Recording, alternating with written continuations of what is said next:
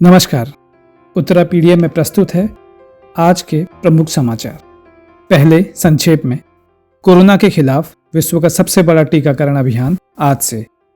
PM Modi करेंगे उद्घाटन, जानें क्या होगा प्रक्रिया में। उत्तराखंड में कई पुलिस अधिकारियों के तबादले, नैनीताल उत्तरकाशी समेत 6 जिलों के कप्तान बदले। शुक्रवार को उत्तराखंड में कोरोना के 141 नए संक्रमित मिले। पूर्व मुख्यमंत्री हरीश रावत चाहते हैं सीएम बनना, ये 2 अधूरे काम उन्हें करने हैं पूरे। आज से हाईकोर्ट बंद, अब 22 फरवरी को खुलेगा। केवल आवश्यक मुकदमों की ही होगी सुनवाई।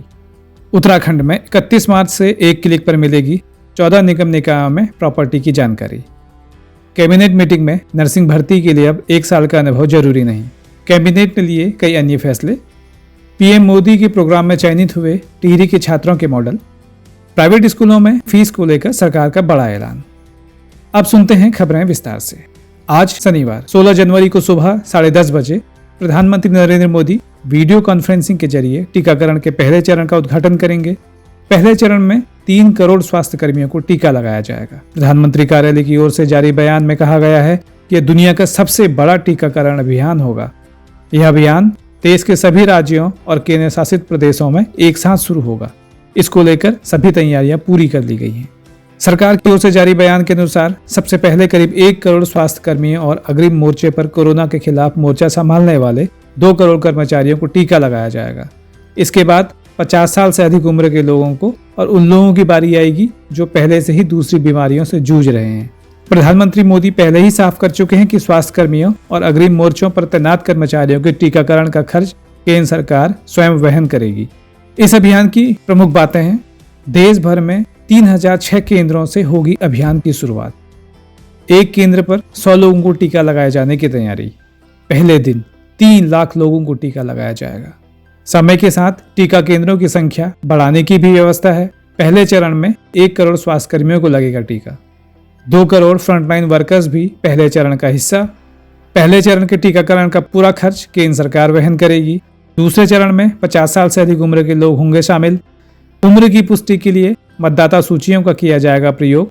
दूसरे चरण में 27 करोड़ लोगों को लगेगी वैक्सीन।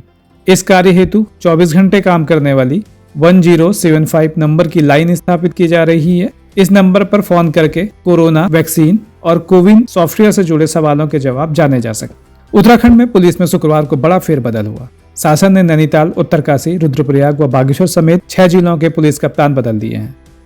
पुलिस महानिरीक्षक पद पर तैनात अधिकारियों के विभागों में भी फेरबदल हुआ है। तबादले जिन अधिकारियों के हुए हैं उनकी सूची उत्तरापीडिया.com वेबसाइट में देख सकते हैं। लिंक वीडियो के डिस्क्रिप्शन में है। उत्तराखंड में कोरोना संक्रमण की रफ्तार कम होने लगी है। पिछले 24 घंटे के भीतर 141 नए संक्रमित मिले और 6 मरीजों की मौत हो गई। अपने कार्यों और बयानों से हमेशा चर्चा में रहने वाले पूर्व मुख्यमंत्री हरीश रावत ने बागेश्वर में कहा कि दोबारा मुख्यमंत्री का मौका मिला तो वो 2 अधूरे कामों को पूरा करेंगे। पूर्व मुख्यमंत्री रावत बागेश्वर में सरयूबगढ़ में कुली बेगार प्रथा की शताब्दी समारोह में शामिल होने आए थे। उन्होंने कहा कि पहला काम जो उन्हें करना है वह है 16,000 बेरोजगारों को नौकरी देने का, और दूसरा काम महिलाओं के लिए सार्वभौमिक पौष्टिक योजना है। नैनीताल हाईकोर्ट में 18 से 21 जनवरी तक शीतकालीन अवकाश घोषित किया गया है। चूंकि शनिवार और रविवार को हाईकोर्ट में अवकाश रहता है, इसलिए हाईकोर्ट आज से ही बंद हो जाएगा। हाईकोर्ट अब 22 फरवरी को खुलेगा। हालांकि शीतकालीन अवकाश के दौरान 18 से 24 जनवरी तक न्यायमूर्ति NS धनिक, 25 से 31 जनवरी तक न्यायमूर्ति शरद कुमार शर्मा, 1 से 7 फरवरी तक न्यायमूर्ति RC खुलवे, 8 से 14 फरवरी तक न्यायमूर्ति आलोक कुमार वर्मा और 15 से 21 फरवरी तक न्यायमूर्ति रविंद्र मैठाणी आवश्यक मामलों की सुनवाई करेंगे। अब उत्तराखंड में 31 मार्च से एक क्लिक पर मिलेगी 14 निगम निकायों में प्रॉपर्टी की जानकारी। इससे सभी निगम और निकायों में ऑनलाइन हाउस या कमर्शियल टैक्स जमा कराने की प्रणाली मजबूत हो जाएगी। ऑनलाइन ही टैक्स का कैलकुलेशन भी हो जाएगा। निगम और निकायों के लिए भी टैक्स का निर्धारण करने में आसानी होगी। तैयारी की जा रही है कि इस साल के अंत तक इन सभी निगम निकायों में ऑनलाइन टैक्स जमा कराना आसान हो जाए।